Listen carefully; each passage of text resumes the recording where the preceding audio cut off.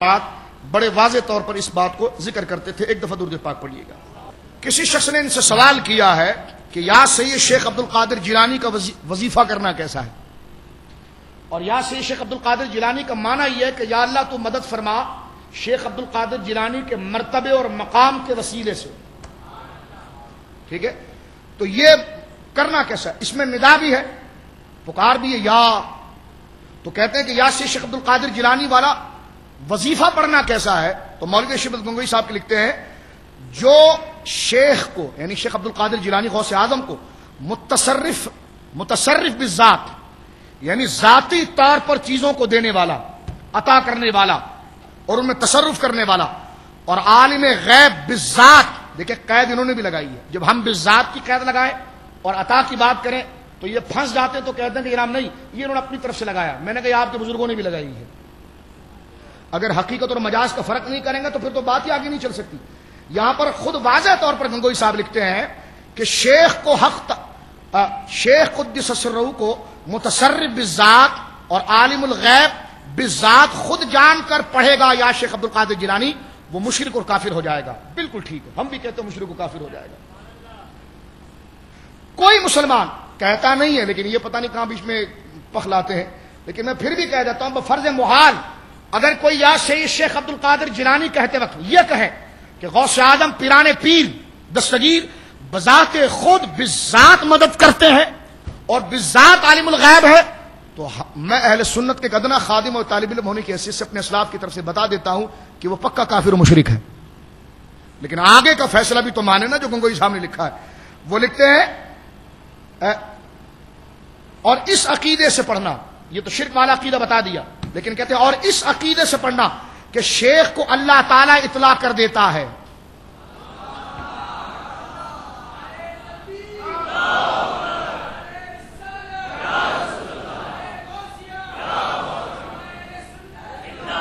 شیخ کو اللہ تعالیٰ اطلاع کر دیتا ہے اور اللہ کے اذن سے شیخ حاجت میں مشکل کشائی کر دیتے ہیں، حاجت براری کر دیتے ہیں. یہ بھی مشرک نہ ہوگا. مشرک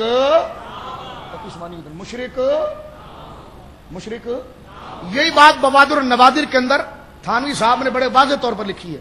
اپنی کتاب فتاوی امدادیہ کے اندر انہوں نے اس کو واضح طور پر لکھا ہے. اس وقت میرے پاس تقی عثمانی کا ترجمہ قرآن ہے.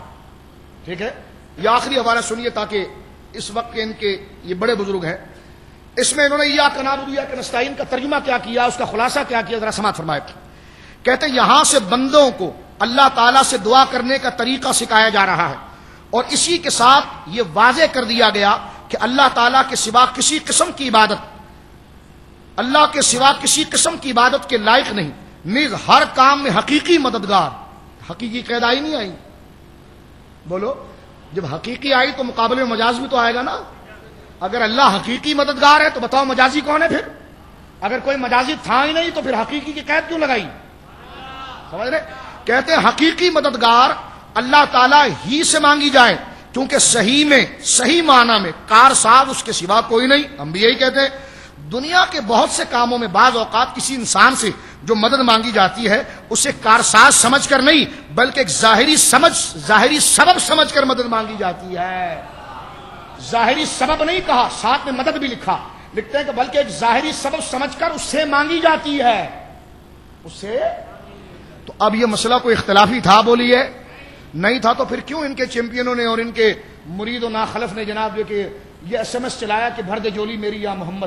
کیا بھر دے جولی میری یا محمد یہ باعتبار سبب کے نہیں تھا، باعتبار واسطے کے نہیں تھا، کیا وسیلے کے نہیں تھا؟ اس کو شرک قرار دے دیا گیا. تو ابھی تو میں نے وہ دلائل پڑھے ہیں جو آپ کے سامنے میں نے پیش کر دیا کہ یہ مسلم چیزیں ہیں. کیا ہے جی؟ میں نے دیوبندیوں کی عبارت الگ پڑھی ہے، شاہ عبد العزیز صاحب کی الگ پڑھی ہے، اس لیے کہ شاہ عبد العزیز غیر مقلدین کے نزدیک اور دیوبندیوں کے نزدیک دونوں کے نزدیک مسلم ہے. انشاءاللہ ایک نشست میں نے اور بھی کرنی ہے، شاید رمضان میں کروں، کہ مشرک کون ہے اصل میں.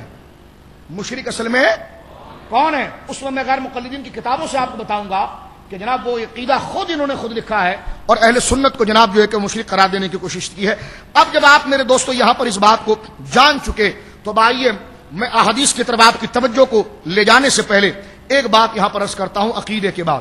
ٹھیک ہے، دیکھیں یہ ہماری دیانت ہے میرے دوستوں، تحدی سے نعمت، کہ میں چاہتا تو جو اتنی کتابوں پر میں نے اتنی رات لگا کر محنت کی ہے تو میں چاہتا تو یہ منٹوں میں آپ کے سامنے پڑھنا شروع کر دیتا، لیکن ان کتابوں کو پڑھ کر میں نے پہلے عقیدے کا مقدمہ تیار کیا ہے، ٹھیک ہے نا؟ اس مقدمے کی وضاحت یہ کی کہ آگے جو بھی دلائل آئیں گے وہ انہی عقائد پر پرکھے جائیں گے، اسی بنیاد پر پرکھے جائیں گے کہ یہ سبب ہے، واسطہ ہے، مؤثر حقیقی اللہ ہے۔ بولیے مؤثر حقیقی، مؤثر حقیقی اللہ ہے۔ اب یہاں پر آئیے دوسری چیز، اب مدد مانگنے کے دو طریقے ہیں، سبب سے مدد مانگنے کے، بولیے، اب یہ بالکل اس کی باریک لکیر میں آپ کے سامنے لا رہا ہوں اور موضوع بالکل اپنے راستے پر آ گیا۔ اب سنیے کہ اب بندگان خدا سے استمداد یعنی مدد طلب کرنے کے دو طریقے ہیں، یہ دو لفظوں کے اختلاف کی وجہ سے ہے، ورنہ معنی اور مقصد دونوں کا ایک ہی ہے۔ یعنی دو طریقوں سے اولیاء سے مدد مانگی جاتی ہے، لفظ دو قسم کے بولے جاتے ہیں، توجہ رکھیے گا، انبیاء سے لفظ دو قسم کے بولے جاتے ہیں، انبیاء سے لفظ دو قسم کے بولے جاتے ہیں، لیکن میرے دوستو یہ لفظ ادائیگی میں دو ہیں، معنی دونوں کا ایک ہی ہے، معنی دونوں کا، میں اگر آپ کو جناب کہوں اور بھائی کہوں لفظ مختلف ہے، معنی ایک ہی ہے کہ میں آپ کو عزت دے رہا ہوں، تو بس سمجھیے کہ لفظ ادائیگی کے اعتبار سے دو ہیں، لکھنے کے اعتبار سے دو ہیں، تلفظ کے اعتبار سے دو ہیں، اپنی ترکیب کے اعتبار سے دو ہیں، لیکن معنی اس کا جس کو مترادف کہتے ہیں، جس کو مترادف کہتے ہیں، کیا کہتے ہیں؟ مترادف اس کو کہتے ہیں جو لفظ لکھت میں، پڑھت، بولنے میں، املے میں مختلف ہو، لیکن معنی اس کا، بولیے معنی اس کا، طاقت اور قوت الگ الگ لفظ ہے کہ نہیں؟ معنی ایک ہی ہے، بولو نا، طاقت اور قوت مترادف ہے نا؟ آپ کہتے ہیں نا بھائی یہ تو طاقت اور قوت کی بات ہے، طاقت اور قوت لکھنے میں بھی الگ ہے، تلفظ میں بھی الگ ہے، لیکن معنی دونوں کا ایک ہی ہے نا، جو معنی طاقت کا وہی قوت کا ہے، جو معنی طاقت کا ہے وہی قوت کا ہے۔ تو بس میں آسان انداز میں عرض کرنا چاہ رہا ہوں کہ اولیاء سے مدد طلب کرنے کے دو طریقے ہیں، دو طریقوں سے مراد یہ کہ دو قسم کے جملے بولے جاتے ہیں اور وہ لفظوں میں اختلاف ہے، معنوں میں کوئی اختلاف نہیں ہے، اور لفظوں کا اختلاف کس بنا پر ہے؟ لکھنے کے اعتبار سے، بولنے کے اعتبار سے۔ پہلی چیز توجہ سنیے گا، اب بندگان خدا سے استمداد یعنی مدد طلب کرنے کے دو طریقے ہیں، ایک یہ کہ دو لفظوں کے اختلاف کی وجہ سے ہے، ورنہ معنی دونوں کا ایک ہی ہے۔ نمبر ایک کہ ان اولیاء انبیاء کو بارگاہ الہی میں بطور وسیلہ کے لفظ کے ذکر کر کے اللہ تعالیٰ سے حاجت طلب کی جائے، یعنی لفظ یہ کہا جائے یا اللہ نبی مکرم جناب محمد رسول اللہ صلی اللہ علیہ وسلم کے وسیلے سے، وسیلے کا لفظ بولیں، وسیلے سے، ان کے واسطے سے، ان کے ذریعے سے، ان کے صدقے سے میری مدد کر دے۔ اب دیکھیں یہ ایک طریقہ ہوا مدد لینے کا، اس میں لفظ وسیلہ آپ نے زبان سے کہا، حضور کی ذات کے لیے وسیلہ ذکر کیا، حضور کی ذات کو وسیلے کے ضمن میں لائے آپ، ٹھیک ہے، اور آپ نے ذکر کیا کہ یا اللہ سرکار کے وسیلے سے مجھے عطا فرما۔ ایک لب و لہجہ مدد مانگنے کا یہ ہے، میں چاہ رہا ہوں کہ موضوع بالکل کلیئر ہو جائے، اس لیے میں نے اس کو کھولا ہے، الگ الگ کیا ہے۔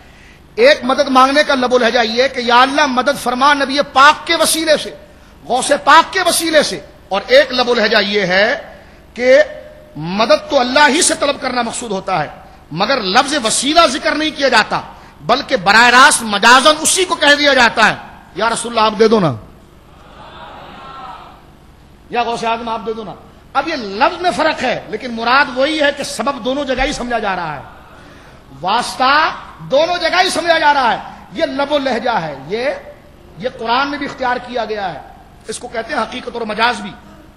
حقیقت و فعل کو جب حقیقی فاعل کی طرف پھیر دیں تو حقیقت ہے، اللہ نے دیا، اور جب کہا جائے مصطفیٰ نے دیا تو فعل کو حقیقی فاعل کی طرف نہیں بلکہ وہ فعل جس کے ذریعے ظاہر ہو رہا تھا اس کی طرف پھیر دیا، تو یہ مجازن ہے۔ کہا جی اللہ نے بارش دی، بالکل حقیقت ہے، بادل نے بارش دی، مجازن ہے۔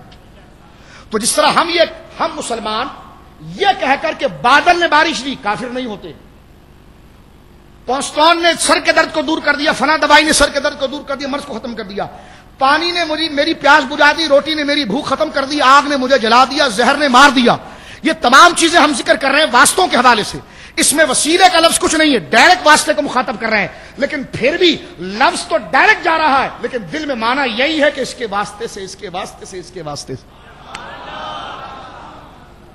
تو اب آپ دیکھیے کہ واسطے سے مدد لینے کا اور ذریعے سے مدد لینے کے دو طریقے، یا تو لفظ میں ذریعہ ذکر کیا جائے یا اس کو ڈائریکٹ اس کو مخاطب کیا جائے، تو وہ ڈائریکٹ مخاطب کرنے کے طریقے میں اس میں بھی وسیلہ ہی ہے، اس میں بھی وسیلہ، اس لیے کہ مقصود حقیقی نہ ولی کی ذات ہے نہ نبی کی، اللہ ہی کی ذات ہے۔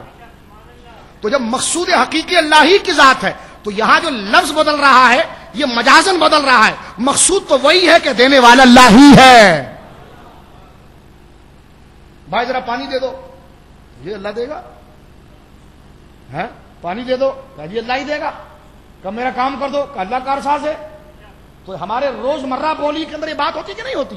یہاں یہ پخ لگانے کے تحت الاسباب فوق الاسباب مانے گا، نہ اگر یہ عقیدے سے پانی مانگا جائے کہ یہ بندہ اللہ کی عطا کے بغیر خود طاقتور ہے اور پانی دے دے تو یہ قریب بھی ہے، زندہ بھی ہے، موجود بھی ہے، شرک ہوگا کہ نہیں ہوگا؟ ہوگا، اس لیے کہ اللہ کی قدرت کا انکار۔ لیکن اگر یہ مدد کی جائے کہ جناب پانی اللہ ہی دے گا، اس کو بھی طاقت اللہ نے دی ہے اور یہ اس کا واسطہ بن رہا ہے، تو یہ چاہے قریب ہو یا دور، زندہ ہو یا فوت شدہ، ہر صورت میں مدد جائز ہے، اس لیے کہ یہ تو محض واسطہ ہے، اللہ ہے جو زندہ ہے، جسے نہ دوری ہے نہ قریبی ہے نہ موت ہے۔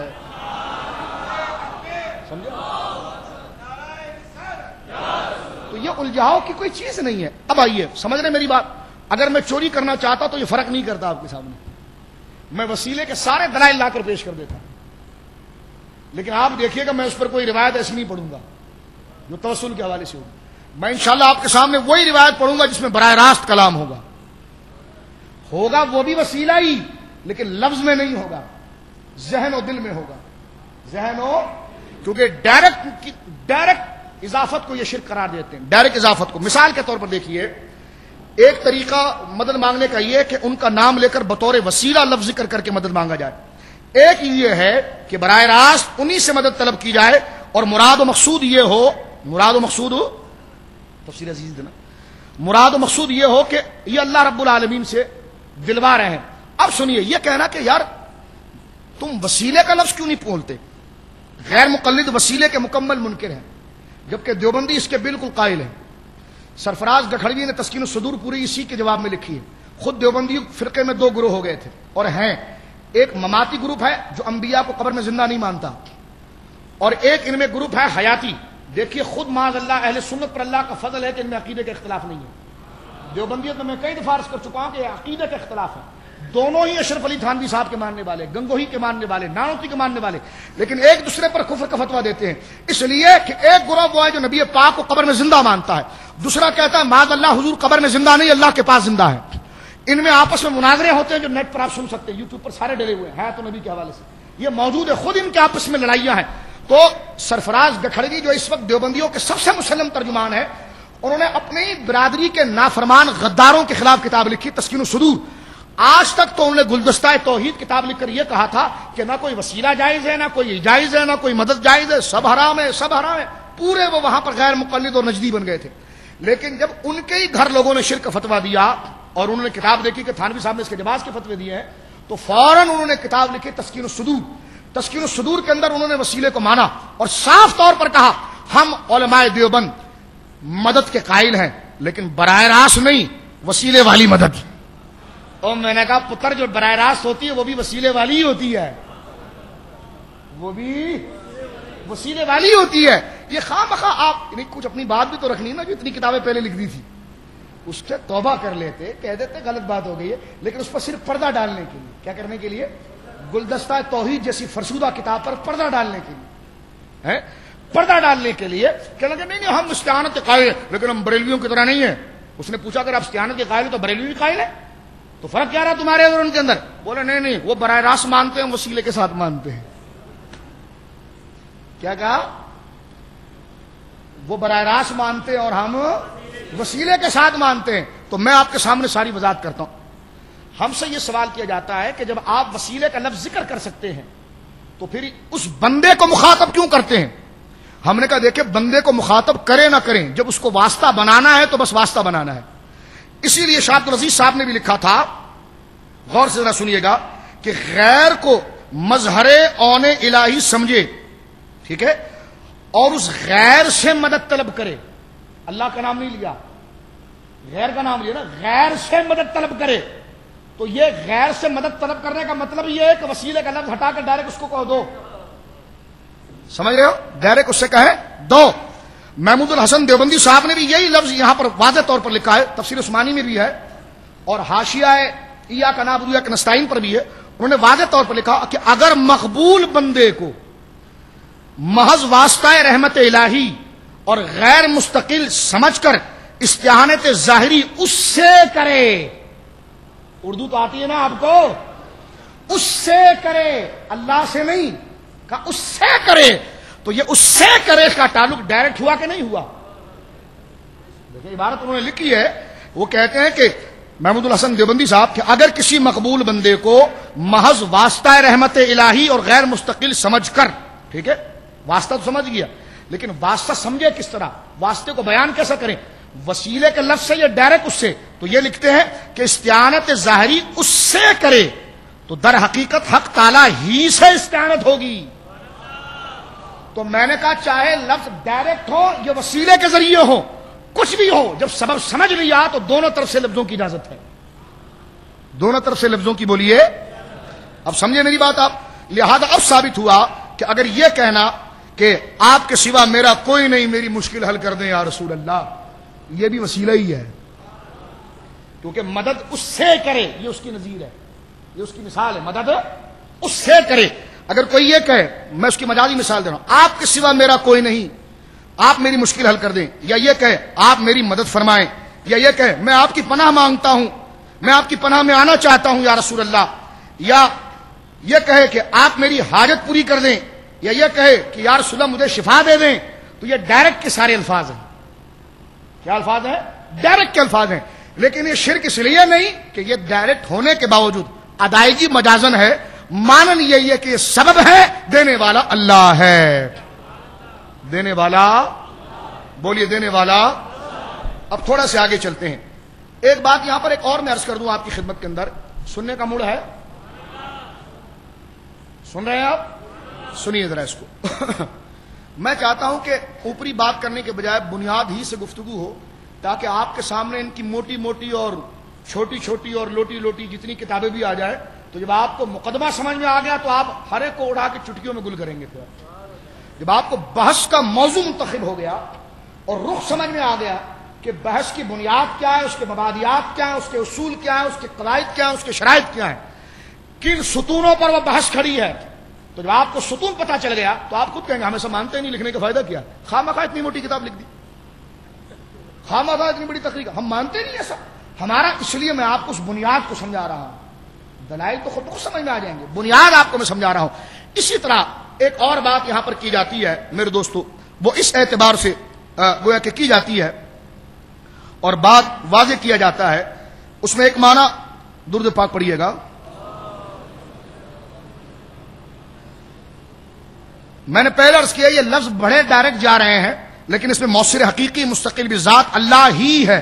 سبب کو غیر مستقل سمجھا جا رہا ہے، اللہ کی رحمت کا مظہر سمجھا جا رہا ہے، تو لہذا یہ جائز ہے. ایک بات یہاں پر یہ پیدا ہوتی ہے کہ ٹھیک ہے مظہر تو سمجھا جائے لیکن الفاظ ان پر وہ استعمال نہ کیے جائے. ان نافرمان دوستوں کا ایک حال یہ بھی ہے کہ یہ چھوٹی چھوٹی باتوں پر ایسے جلے ہوئے ہیں، وہ کہتے ہیں نا کہ سوتن والے کام، کہ وہ چھوٹی سی چیز بھی جس میں شکوا نہ ہو، شکوا کر کے بات کا بتنگا بنا دو. اب یہاں سے تو پھنسے نہ کہنا چلو ٹھیک ہے، لیکن تم جو ہے وہ لفظ ایک ایسا استعمال کرتے جو لفظ اللہ کے لیے بولتے ہو بندے کے لیے بھی بولتے ہو، لہٰذا یہ شرک ہے. یہ خواہ مخواہ کی ایک بات ہے. میں نے کہا آپ غیرت والے ہیں، کہاں؟ میں نے کہا اللہ بھی غیرت والا ہے. تو آپ کون ہیں؟ میں نے کہا جامع ترمذی کی حدیث ہے، اللہ فرماتا ہے میں غیرت والا ہوں. تو کون؟ آپ غیرت ہے؟ کہنے لگا نہیں جی غیرت مند ہو. میں نے کہا تو شرک ہو گیا نا کہ آپ کو بھی غیرت مند کریں، اللہ کو بھی غیرت مند کہیں. ہم نے کہا آپ اس پر رکنا ہے کہ جو لفظ اللہ کو کہا جائے بندے کو نہیں کہا جا سکتا، تو پھر آپ کو کیا کہیں؟ اللہ زندہ ہے تو آپ کو کیا کہیں؟ مردہ ہیں آپ، مر کر مٹی میں مل گئے. اللہ دیکھتا ہے تو آپ کو کیا کہیں کہ آپ اندھے ہیں. اللہ سنتا ہے تو آپ کو کیا کہیں کہ آپ بہرے.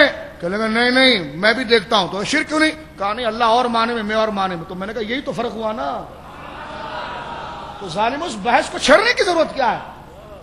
اس بحث کو، اس پر میں دو لفظ عرض کرنا چاہتا ہوں، توجہ میری طرف رکھیے۔ میں عرض کرنا چاہ رہا تھا کہ لفظی اشتراک سے شرک نہیں ہوتا، میں اکثر آپ کو بتاتا ہوں۔ ایک لفظ دو ذاتوں پر بولا جائے اور معنی میں فرق ہو، کہ جو پہلی ذات کے لیے لیا جا رہا ہے اس لفظ کو اور معنی میں، دوسرے کے لیا جا رہا ہے اور معنی میں فرق کر دیا جائے تو شرک بے ادبی نہیں ہوتی۔ دیکھیں والد بھی انسان ہے، مرد ہے، اور بیٹا بھی مرد ہے، ٹھیک ہے، لیکن اگر والد کو مرد کہا جائے تو اس کی ایک صفت درمیان میں اور ہے جو سوسل ممیز ہے، جو باپ ہونے کی۔ صرف دونوں کو مرد کہنے کی وجہ سے معاذ اللہ یہ نہیں ہوگی کہ اس باپ کی بیوی اس لڑکے کے لیے حلال ہو جائے گی۔ یہ برسبیل تنزل در تنزل میں آپ کے سامنے مثال پیش کر رہا ہوں کہ اگر ایک لفظ دو ذاتوں پر بولا جائے اور معنوں میں فرق کیا جائے تو احترام رہتا ہے۔ مرد دونوں ہیں لیکن احترام کے درجے جس معنی میں وہ ہے اس معنی میں یہ نہیں، گھر کا فرد جس معنی میں وہ ہے اس معنی میں یہ نہیں۔ تو اسی طرح جو لفظ اللہ رب العالمین کے لیے بولا گیا وہ بندوں کے لیے اگر بول دیا گیا تو لفظی اشتراک سے شرک نہیں ہوتا جب تک معنی میں اتحاد نہ ہو۔ بولیے معنی میں توجہ کریں، معنی میں۔ اب آئیے میں لفظی سی یہ حضرات ذکر کرتے ہیں، شرک اس کو کہتے ہیں کہ اللہ کی صفات میں کسی کو شامل کرنا، اللہ کے ناموں میں کسی کو شامل کرنا۔ میں نے کہا آپ کافر ہیں، کہنے لگا نہیں مومن ہوں۔ میں نے کہا اللہ بھی مومن ہے، تو آپ تو خود کافر ہو گئے۔ میں نے کہا آپ کا نام کیا ہے؟ کہنے لگا یہ مولانا فلانا۔ تو میں نے کہا فلانا تو آپ کا نام ہے کہ مولانا آپ ہے نا؟ کہاں؟ میں نے کہا تو اللہ مولانا ہے۔ مولانا کون ہے؟ اللہ ہے۔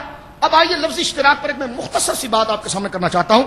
سورہ بقرہ آیت نمبر 143 اللہ رب العالمین شاہ فرماتا ان اللہ بالناس لرؤوف الرحیم، کہ بے شک اللہ رب العالمین اپنے بندوں پر رؤوف الرحیم ہے، ٹھیک ہے۔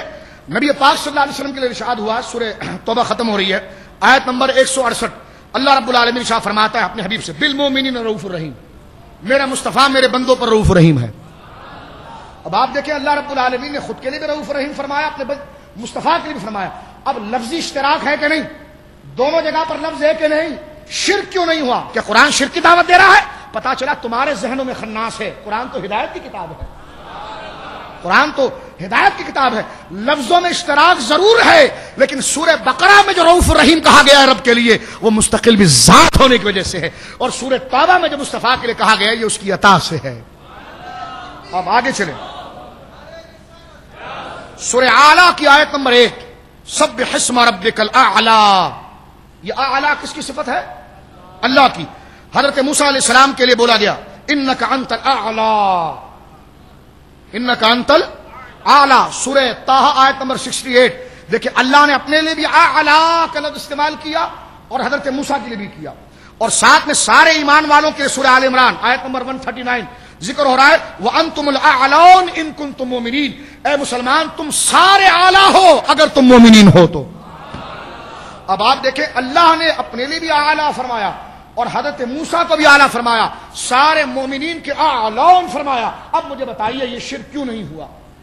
تو پتا چلا کہ لفظی اشتراک سے شرک نہیں ہوتا جب تک معنی فرق نہ ہو۔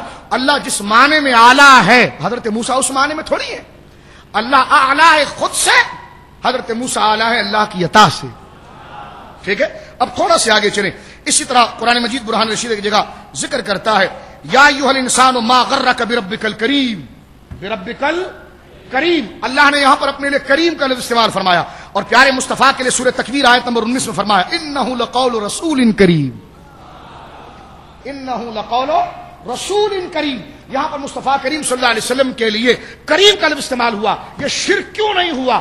کہ اللہ پر بھی کریم بیک وقت بولا گیا ہے، نبی پاک پر بھی بولا گیا ہے۔ پتا چلا لفظی اشتراک، مل کر کہیں لفظی اشتراک سے شرک نہیں ہوتا۔ ایک لفظ دو ذاتوں پر بولا جائے تو شرک نہیں ہوتا جب تک کہ معنی میں فرق رکھا جائے۔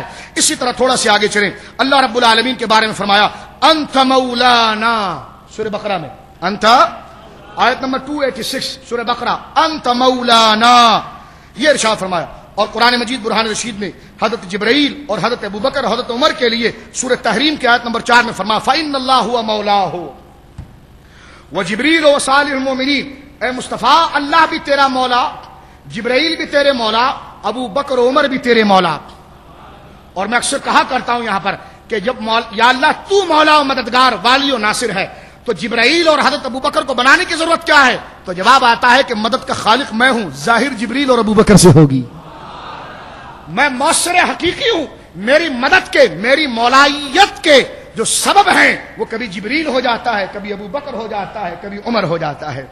اب آپ یہاں پر دیکھیں ایک اور بات یہاں پر میں عرض کروں. اللہ رب العالمین ارشاد فرماتا ہے کہ یہدی من یشاء الی صراط